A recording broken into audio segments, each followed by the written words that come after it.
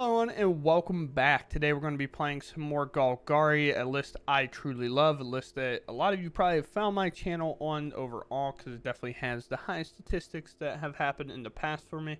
But we are playing Golgari, and Golgari is super sweet right now, and I like the way it's played, and I think the removal package overall has been kind of solved in the deck, so let's just go over that quickly, and then we can kind of get into the games pretty fast because there's not a ton of new cards per se in this list. But we have the 3 cut downs, not playing 4. I think 4 is just a little too many right now, with sometimes like having to answer things like a Screaming Nemesis. Not going to get that job done. So we go up on like an Anoint with Affliction, and to go for throats we stack 4. And we're playing Tear Asunders. There's a lot of enchantments we have to answer now in the game, like Unholy Annex that we're playing, or just like Caretaker's Talents, so forth, so on and so forth, things like that. Tear Asunder being good also has that kicker ability to make it just a 4 mana get anything, which is pretty nice overall. Outside that, we're playing 3 Duresses over 4. I don't like playing 4 Duress in best of 1 because when it's bad, it kind of has the same situation as cut down. When they're bad, you don't want too many bad cards that can be incredibly bad in your deck overall. In best of 1, like best of 3, you can play 4 because you can just put them in the sideboard if they're that bad, right? We have the staple in Golgari and Mosswood Dreadknight. We should know what that does by now. And we're playing Blot Out and Maelstrom Pulse. I'm playing Maelstrom Pulse in case I'm against like the Mirror and they got a better start than me. I can just get all their Unholy Annexes. Or if I'm against like the Mice deck and the Offspring or even Lizards or something like that, you can answer kind of all the token copies and that as well. It kind of replaces the Legion of Ashes in kind of that spot per se. But you could make it another copy of Blot Out, which in instant speed, target opponent exiles a creature or planeswalker they control with the greatest mana value among creatures. This card is pretty solid whenever you're playing against like the Auras deck and they're just holding up protection because you target the player, not the permanent. So that's very cool to get it off the battlefield that way. Other than that, Maelstrom Pulse you do have to be careful with. I wanted to bring this up. I talk about it way more in the outro, but it does blow up your permanents as well. So my example was if I have a Liliana in play and my opponent has a Liliana in play and I destroy theirs, mine will also go. You do have to be careful, but there is a weird trick with Unholy Annex and Ritual Chamber. For example, if I have Unholy Annex online and they played Ritual Chamber, if I target theirs, mine won't go away because Ritual Chamber hasn't been unlocked, therefore not being seen on the battlefield at that moment. But if you mess around and both are unlocked and say your opponent has 2 of these but only 1 mode of each is unlocked on their card and you target your own because both are unlocked, it'll take all 3 copies. It's a very weird card on how it works with like a Maelstrom Pulse. At least that's how it was judged over the weekend at RCQ. If that's wrong, somebody else to judge, I don't know. But other than that, we have a Glissa in here along with the Liliana stacking up on 3 Sheoldreds to kind of act as a better demon for the deck because it does kind of get around the Unholy Annex price, right? Our opponent doesn't necessarily lose 2 life, but we still gain 2 life off of Sheoldred and not necessarily having to play like kind of a worse card overall because I think Sheoldred's probably better than any demon that we kind of have in the game outside of like Akhlazot's in the right build, but Sheoldred's just really, really good as a 4-drop, 4/5 Death Toucher. And other than that, we also have the Soulstone Sanctuary that actually comes up quite often with Unholy Annex. So no demons in the deck technically, but we can make it off this, we can make it off this, and we're trying to grind our opponent out of cards anyway, so most likely when we make this 6/6 demon, it's probably sticking around for the most part. And then we have Liliana Dreadhorde General as a 1-of bomb in the deck to try to get to it and play.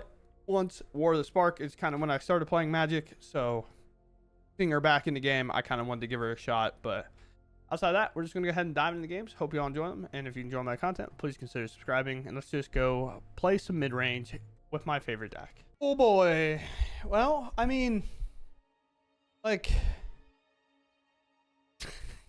I just read their name. Yeah, I guess. I'm just keeping on the fact of we know what the meta typically is, but oh boy, taking a draw here. That's tough. That's tough. Their hand's better than mine. They have green mana. They didn't know I drew this Tear Asunder just now. I wouldn't have kept with that many green cards.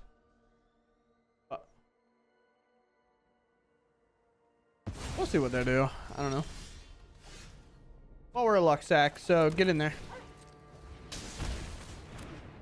card that if unanswered, which most likely they have an answer to, if a card goes unanswered like Glissa, it feels impossible to beat. I'm going to be honest.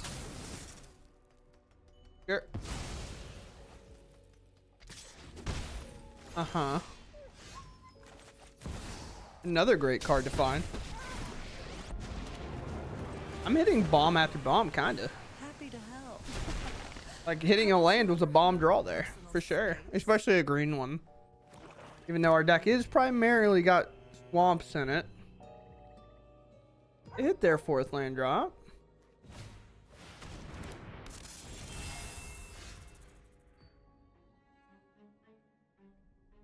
Getting comboed.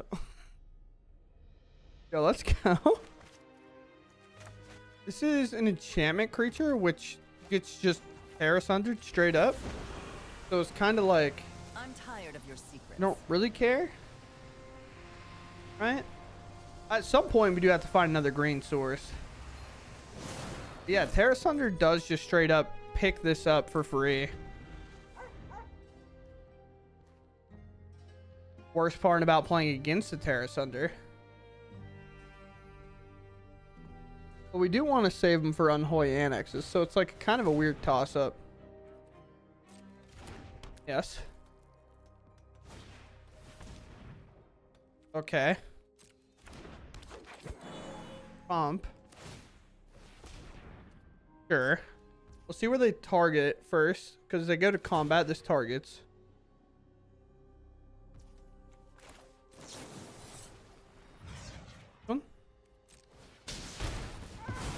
A clean pickup, and then another cut down coming in.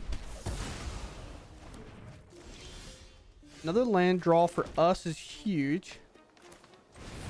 Play Mosswood, and knowing the matchup, this Anoint has to go. Tear Asunder going to be significantly better, especially the fact that I can spend 4 in exile. What I need. Glissa. Glissa is a good card. What we got? What you got for me? Yeah, just a pure level up on that. Like, not looking to lose to Liliana, just played and ulted, you know. I can Anoint here. Attack. Plus. Anoint gone. I'm tired of your secrets. Again, I know which. Hey, would they like to play a land and lose? Okay, maybe they're not necessarily. Maybe they're just like every single thing is a combo deck. I'm gonna need this for card draw, I think. I'm gonna need it bad for card draw. Okay, we'll have to figure out a way to answer that. All of our Tear Asunders are now gone. Plus here. I mean, I guess if I do ult a Liliana, that's a good way to answer that. I'll just play this one down. Could have argued to play this one out because, like, it's in our hand and now we have more mana we have to spend on our turn. Cumulatively.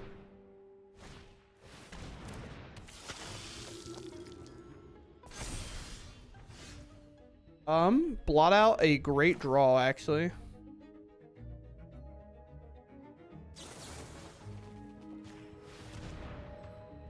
Blot Out. Then we just go in because I don't want to draw a card because I'll have to discard it with Lily. Drop it. It.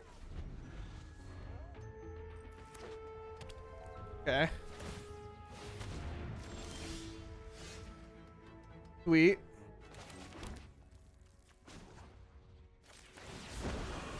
Can't afford to let him draw. Normally, I'm the one who chooses who lives and who dies. You can keep 3 lands and that or that. Your choice. Could have gave him the green land, I think, actually. No, because if with these, they need green to upgrade him, so. I know it's a quick decision. I think, honestly, a lot of times, tanking on Lily ults, unless the board is super confusing, of course. I think it's actually worse. Because, well, that's game. Sweet. We dodge the next turn lethal. I was going straight to combat, I promise. But Yeah, I mean, we dodged that one turn lethal, but sometimes I've found myself when I ult a Liliana, I kind of like overthink it and try to like really get in my opponent's head and try to think of how I want to do it. And when I ulted it there, I kind of just like had a snap decision of like, this is what I'm offering you. You choose more mana or less mana in the Innkeepers all the way up. Which honestly, I think I would have kept the Innkeepers because that turns like a deep counterbat now into a 3/3 or something like that. But I don't know. A little tough. Go first. I mean, a Duress, Mosswood, either option. Pretty good hand. Duress. Don't really care. Kind of care. I guess I just take the counter spell because counter spell is most annoying, right?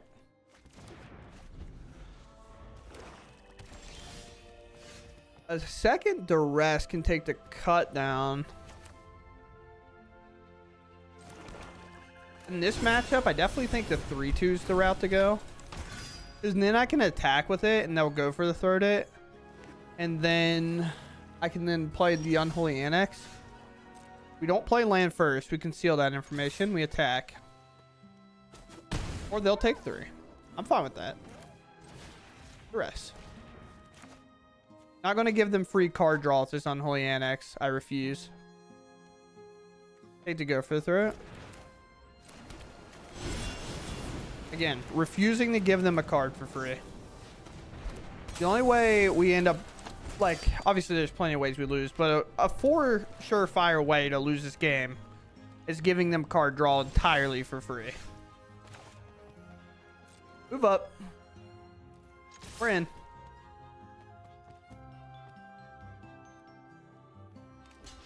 Oh, they're trying to get me to cycle one of these. Yep. Down to 12. Also, it's just like a dangerous game we're in, right? Not going to cycle this here now. Just going to wait. This is fine. Nothing to like over hasten here. Archfiend. Here. I'm even so far to the point that I'm probably just going to let this Mosswood go. Oh, don't panic now. I'm going to let this Mosswood probably go unless they block here. And if they block here, I'm probably just establishing an Unholy Annex, I think. What is it worth? Well, they do play counter spells, right? Yeah, I think playing this is worth. Maelstrom Pulse, an interesting card to say the least. And they can seed it up. Okay. Now that the Fairy Masterminds are gone, it's kind of hard to want to fight in this game with an Unholy Annex under your opponent's control. On the draw, I don't think... Can we keep this? I think it's too slow. Alright, well. Take the Pain Land away. Yeah. I was probably dead before then. You know what I mean? It's just like the hard spot against, like, being on the draw when the aggro is such a high deck plate. It's just like, sure, I have that Maelstrom Pulse, but if I don't interact at all between here and there, I am dead. Like, let's play on Mosswood.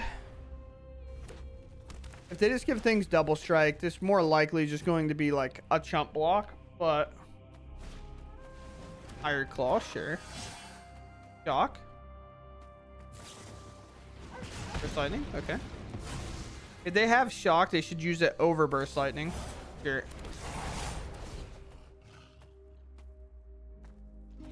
Yeah, I'll take 8. Seems like a reasonable play.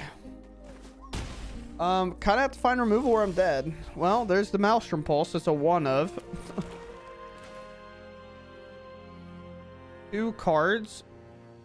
Well, we're going to have to see if Sheoldred the Gathering is still good enough on her own to just, like, generically play onto the battlefield next turn. Okay, maybe not.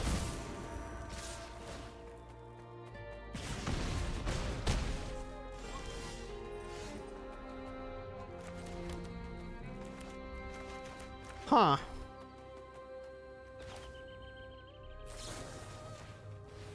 Oh, we got out of that one. If they shock that, Sheoldred no longer gains his life, so it's just really bad. Another land hit.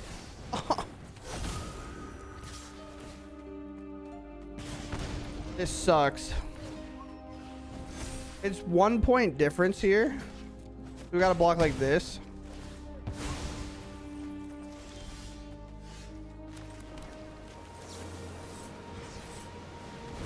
Alright, just show it to me. Me how good you are. Got ran down. I think it's just a shock. Or they're slow rolling a burst lightning, maybe reading how kicker works. Could be. But realistically, it's not a dead card. 2 Screaming Nemesis in a row, it's just tough because then Sheoldred can't even block them. Okay. Yeah.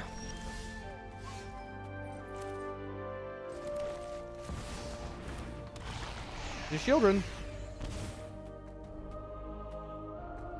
You got it, you got it. I mean, I should...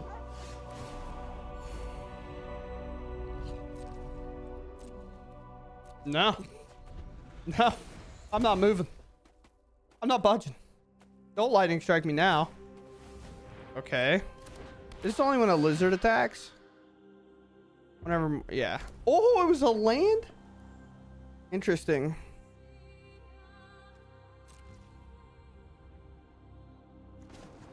Let's bring this up over activating this Tear Asunder. And the reason I'm prioritizing that is because Tear Asunder needs to be used on a card called Screaming Nemesis. Swing it in. I think I just kind of want to cycle this. Well, then that takes away my blocker, right? I guess I just play it and I just look to put on pressure. I only go to 6 from there. And if I just like stay a little patient, make sure my blockers are here, I should be fine. Sure.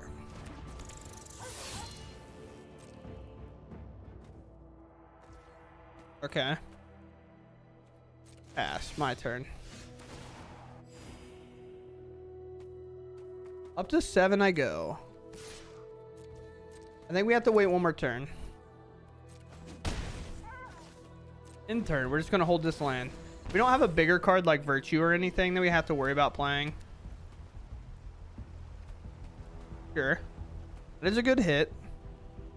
But we still have the Tear Asunder ready to go. Sure. Sure. It's just not enough pressure here. Uh-huh. If they attack out of frustration, then we know we have it, obviously, but... Okay, if I remove and they take 3, yeah, so they'll have blocks technically. I think I just take my turn.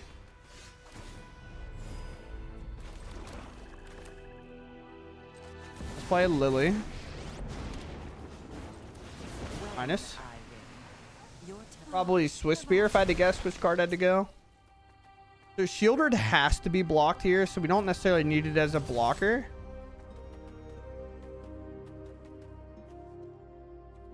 This, I guess. But Sheoldred, of course, has to be blocked. I guess I could have swung this too, because then 2 of these have to be blocked, but... I'd much rather have a blocker held back. On the 1.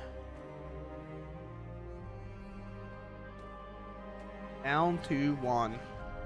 Did Sheoldred do the thing that Sheoldred's really, really good at? Wow. Interesting. What a wild turn of events this is. Now they get to target them for free? I mean, I still should have everything covered, though. I could eliminate a card draw.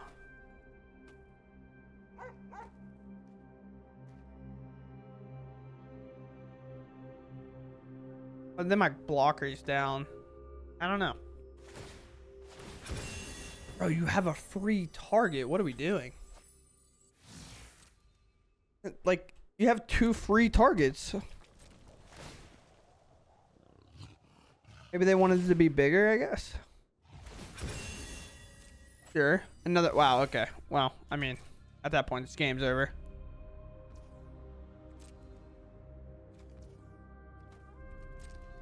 Sure.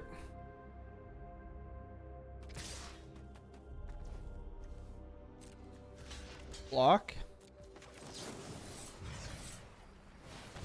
And exile. And that's gone. Now we have a Sheoldred, and then now it's just double attack. Yeah.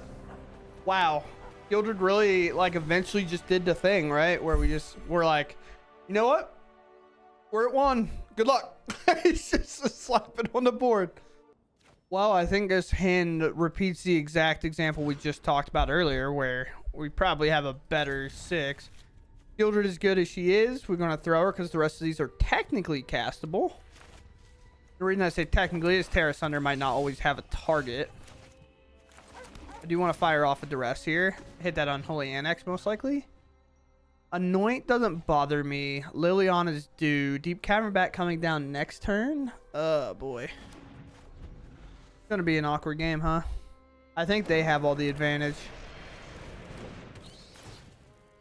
1 on the play. 2. Liliana is just going to be good for them. Like, to the point that Tear Asunder is probably going to have to target that Liliana. Well, I guess Blot Out hits it, right? We'll just play this tap land. We'll discard the swamp to the Liliana.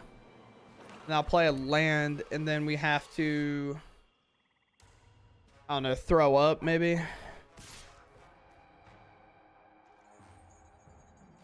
Yeah. Sure. This is my home, and I don't appreciate it when people touch my things. I'm tired of your secrets. Yeah, it's gotta be swamp, right?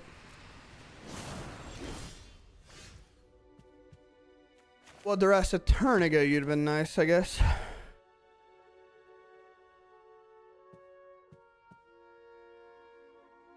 Huh. Tear Asunder will have to be the drop, or maybe it's the rest.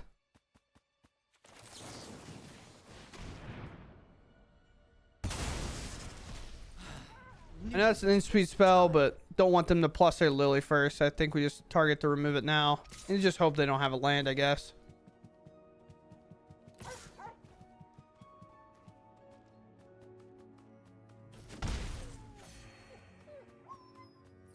Bloodletter. Bye, Tear Asunder.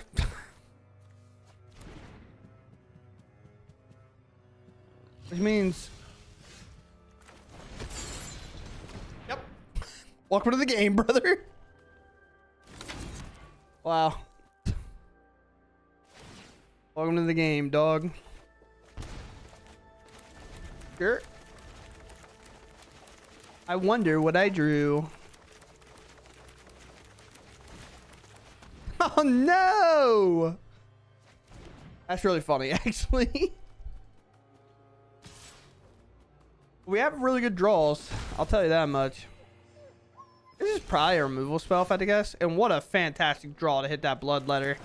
Because as soon as, you know, as soon as they rip a land, they're slamming that thing so hard. Just like, finally. Which will actually do something a little bit backwards instead of removing it that way. We honestly hope they hit a land here. That's how we get the biggest blowout of the game. Sure. If they do nothing here, we go for the Throat to Steep Cavern Bat, which I think is the answer. And then we get to Liliana. We play our land. We start plussing Lily. And honestly, hopefully this, like, last card kind of sucks, you know? Well, it kind of sucks, yeah. I think it's reasonable to say that card sucks. I've been a bit hasty, but with them missing the lands, maybe, like, they'll prioritize getting rid of the Bloodletter here. Might have a second one, or an Archfiend. We all have things we'd rather. You do get to attack my Lily if they have nothing to do, because the Foundry can come up and attack. And then Unholy Annex will probably make a demon next turn.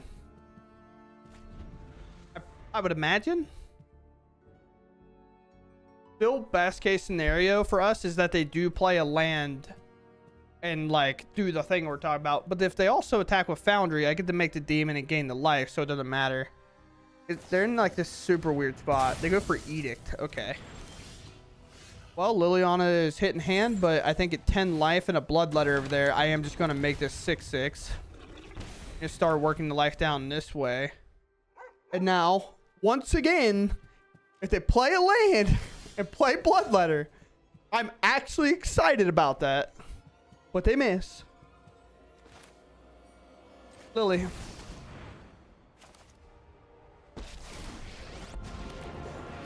Plus. I think Anoint goes for us. I'm tired of your secrets.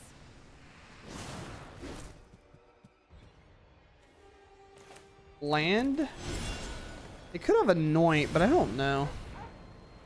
I mean, they probably play Anoint. It's probably like a 1 or a 2 of. Do I swing my 6/6? I mean, Liliana still lives if it gets hit for 2, so I guess so, right? I might as well just work their life total down as fast as possible. Hey, that's pretty good. And this is why whenever I'm playing these decks, the Unholy Annex, if I was in their position, I don't think I would even have stayed around as long. Unholy Annex is the foundation, the backbone, the glue, whatever you want to call it. It is like what takes these decks over the top. And every time you put an Unholy Annex into play, I swear it feels like you can't lose unless they play 1/2. Sure.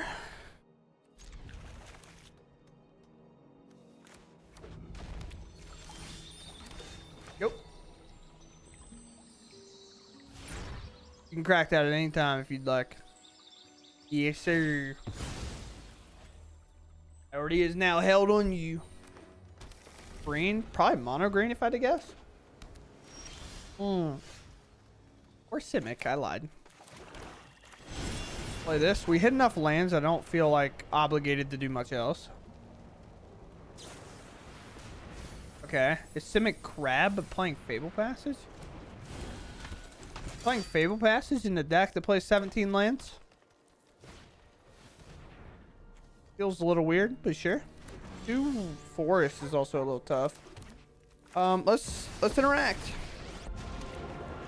Let's have fun, brother. Get rid of cut down for us. Huh? Okay, they're not what I thought they were then. That explains why they play the Fable Passage. They need to get the color they need. Okay.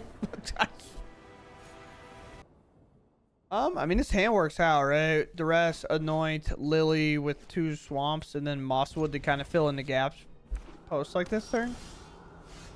I don't want to play that, but I can just play that turn 4. Let me see your demon hand. Ooh.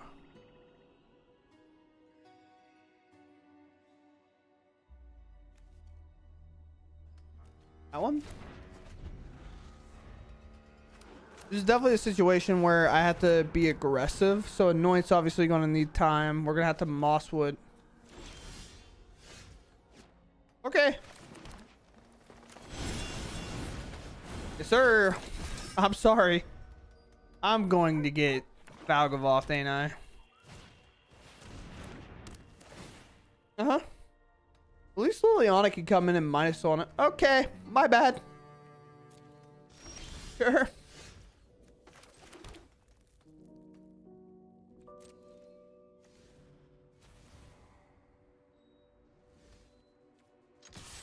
Okay. The rest could be possible, so we're going to have to play the Liliana. This is my home, and I don't. Anoint's obviously doing nothing here. We all have things we've never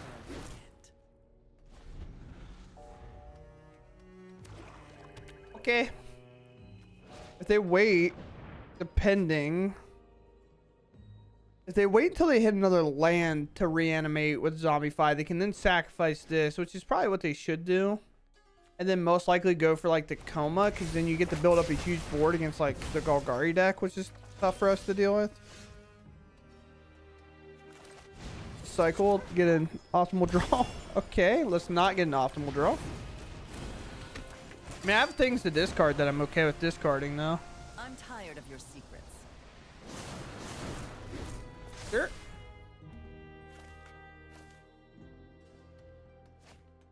Oh, already having problem. Oh, they kept a card. There's the land.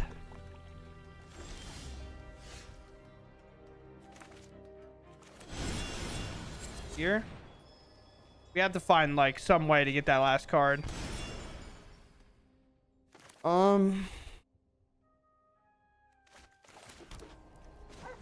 Here, I guess.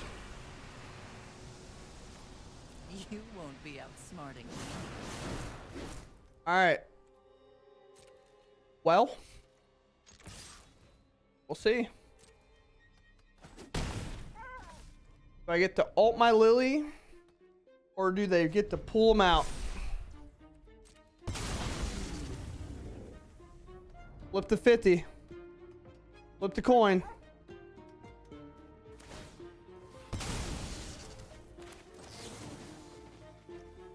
This one?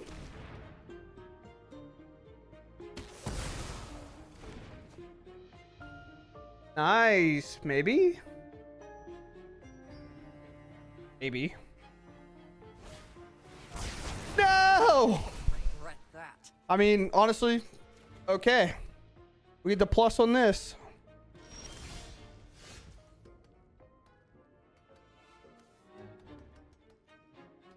Let's cycle first, see what we hit. Especially if it's an extra land, we just... Pretty good card.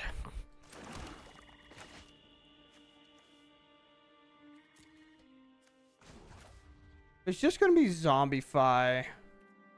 I don't have any interaction anyway, right? Drop it.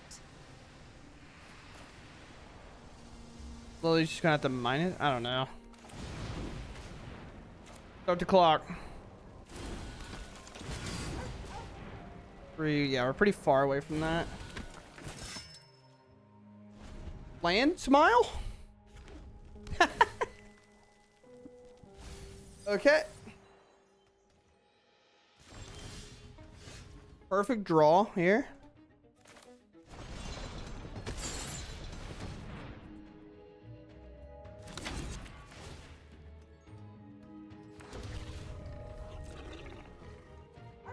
We're in. But now we of course have a blocker for like a Zombify and a haste, so it's good. And then we have a Lily minus and a go for the throat for the following turn. And wow, what a coin flip it was indeed, huh? I mean, that's literally, do you hit the land that's untapped? No? Okay, we have a chance. If you did hit it, then sure. We'll go for plat 2 here. Sure. This hand is typically probably seen as pretty bad, but we're gonna definitely try it here. Just because this is so good. Higher claw, sure. Okay, well. Hitting a land like that does make it a little bit worse. We took the random like 5 land hand hoping to not hit a land and maybe find some action, but seeming like the opposite is going to happen. Nothing there. Liliana can come in and minus on this, I guess. Unholy Annex I'd like to set up next turn and then have like the ritual chamber potentially come online on the following turn. I think just going for the removal seems best, and then they can use the burn spell on my Liliana. And you think you can win? Haven't you ever heard of personal Also, I'm close to space? activating this, I guess. Yeah. Definitely a tough one. Oh, that's my cue to leave. Well, we barrel it and pray. I have to find some amount of removal. Should have played this first and then played that in case I drew a cut down. Obviously, the Screaming Nemesis dodges that regardless, but...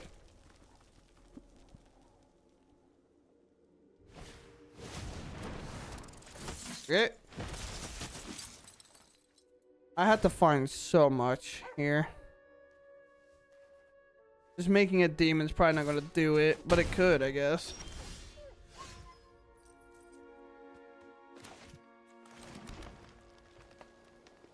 I mean, I guess I'm not blocking the Screaming Nemesis anyway.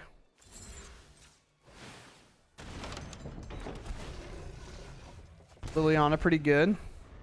A 6/6 pretty much has free reign to block either of these. And they're kind of the only things you can get to trample and double strike. 5 mana though, it's helped us out a ton. Definitely could be finding a lot better cards here. I don't understand activating this on this spot. And the only reason I say that is like that takes 2 mana. Now you can't lightning strike. But what I'm trying to say is I don't necessarily agree too much with that.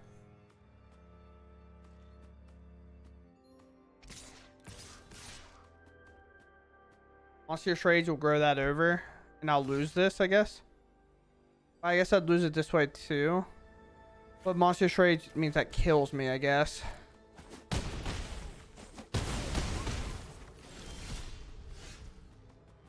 Oh boy. What to do here?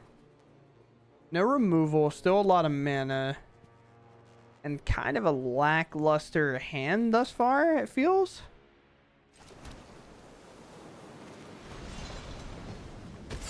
Maybe I'll find a cut down. That'd be huge on this draw.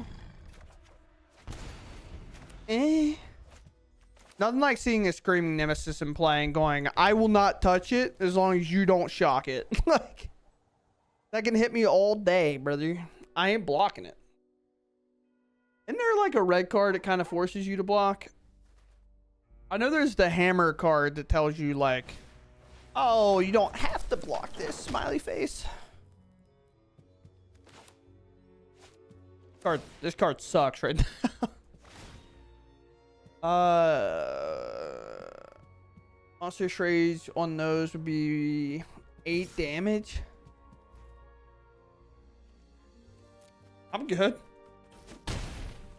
Perfectly fine on that front. Okay.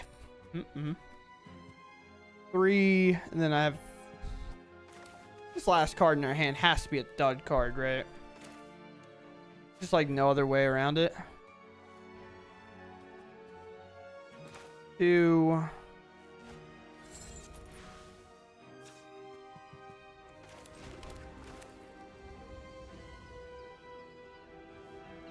I think the card in our hand has to be bad. I just like refuse.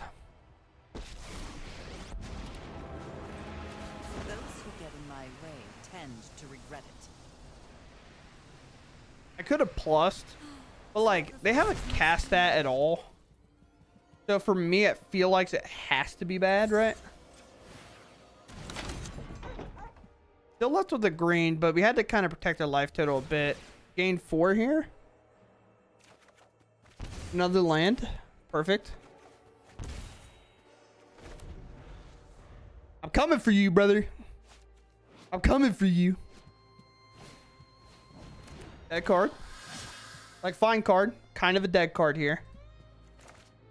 Also, just goes to show how messed up these cards are, by the way. Sure. Makes sense. They gonna attack with it? Maybe they feel like the pressure to attack out. Maybe to get this Liliana dead. Just trust me. I mean, I'm gonna plus it for like ever now. If they want something dead, they'll attack it with a Screaming Nemesis. And I personally don't care about her. I think their last card's dead in my mind. It'd be a lightning strike, but then it doesn't work, right?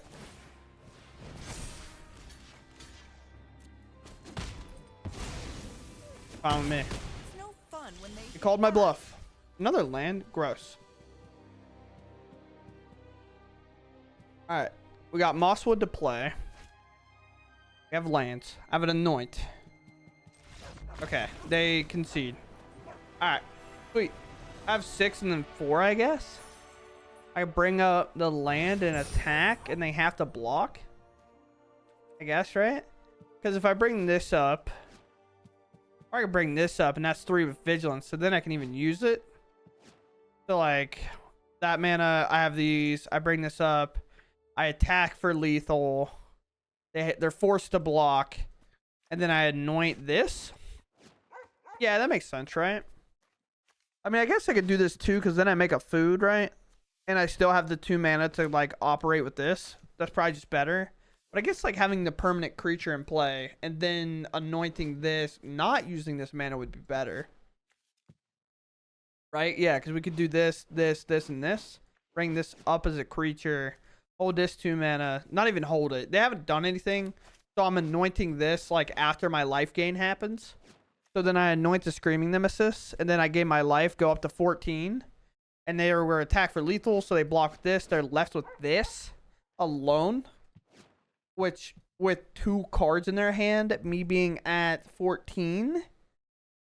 And just maybe giving it double strike that I can block with the land. Yeah, I mean, all seems pretty good to me. I don't know how we won that game, but that's pretty sick.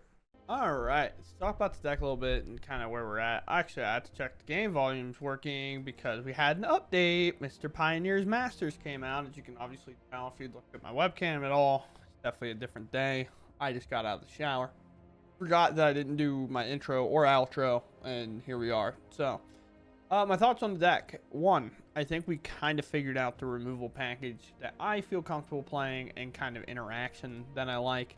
Some people are playing like a second Blot Out, but I prefer the Maelstrom Pulse to play around it. And there is a cool trick with this card that I didn't get to show today that I was hopefully wanting to show.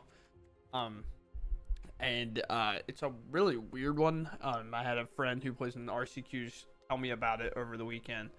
But what I liked most is the 3 cut downs feels about right. 4 feels like you go against demons and then you draw a dead card of this, where early you kind of want it, later you don't, because you have better removal even if you are against mono red. Like, honestly, most times even drawing a Tear Asunder over a cut down is sometimes acceptable, because like Tear Asunder, as I believe I did in this video, answers like a Screaming Nemesis.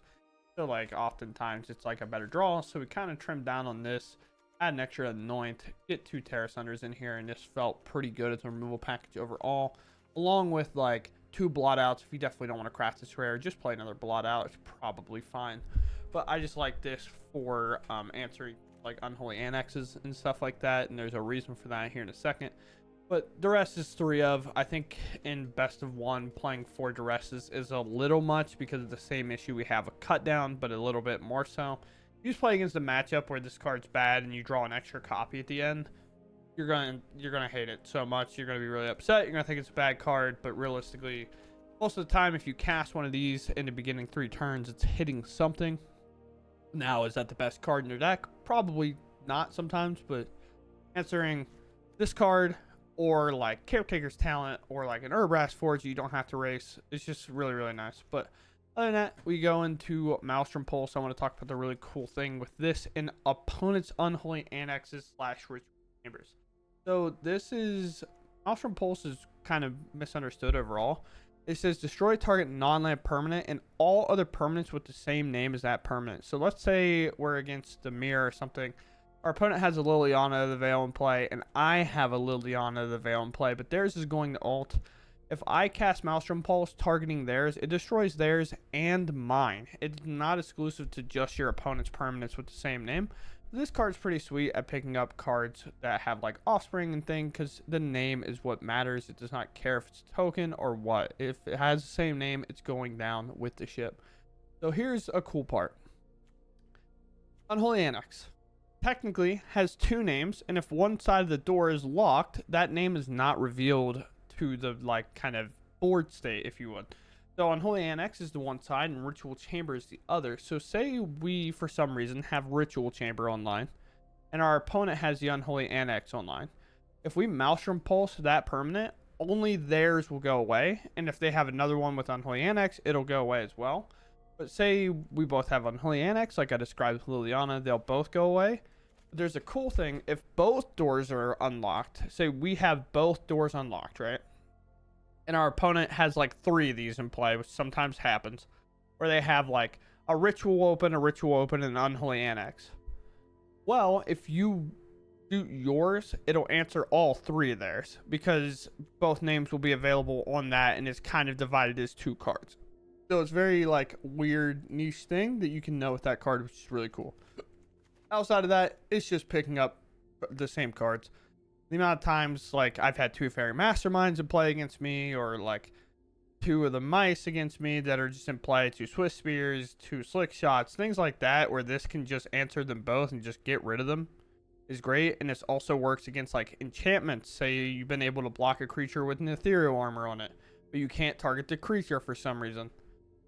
Get the ethereal armors, you just get them all, blow them all up. So I like Maelstrom Pulse as one of too many of this. It's too expensive a lot of times and you'll get beat out. Final card that I want to talk about is Liliana Dreadhorde General. I don't have an answer on this card yet. I don't think I got to play it once. It was in my hand a couple of times, but it just never got there. We either were against like mono red and it got discarded to a Liliana, or our opponent just couldn't beat the value of the Unholy Annex and things like that, so they end up leaving. But I think this card's cool. I played it in War of the Spark. I wanted to play it because, you know, I missed War of the Spark a little bit. Just a little bit. They didn't print Baby Fairy, so we're all good. But yeah, I was kind of trying to play this. Definitely, if you're unaware on this, do not craft Mythic. I think there's significantly more cards in this deck that you can worry about crafting over that. Like Unholy Annex, for example. But this is a rare and that's a Mythic, so that doesn't really count. But outside of that, it was great. It felt fine. We only have 0 demons, technically, in the deck. This makes a demon. Then these are demons. And it worked out fine. I think we went 7-1. Pretty good record for not playing any demons to support our Unholy Annex. Turns out, if you just outvalue your opponent in Golgari, sometimes it doesn't matter. Because Sheoldred also gains life, and it's okay. Or this becomes a demon, and then gains life. Or we just make a 6/6 when they're empty-handed. In the life. So, other than that, I hope you all enjoyed, and I'll catch you in the next one. Thanks for watching, and goodbye.